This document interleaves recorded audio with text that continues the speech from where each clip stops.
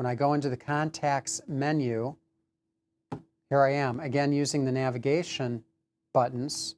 I can scroll through and select whoever I want to call. I can also query using the keypad and get to the J's, the K's, the L's, what have you, and therefore get to a contact in my list that's much more quickly.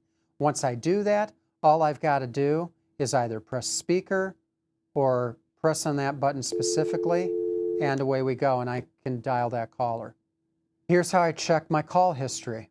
If I want to look for missed calls, perhaps I want to find a previous caller, and maybe I want to program that in my contacts list, whatever your motivation is. If I want to find a list of past calls, I simply press this button here, located under the calls label. And there you go. And now I have a whole history of calls that I can navigate, again, with the same navigation wheel with my up and down arrows. Okay? Again, if I want to call that a particular party, several ways I can do that.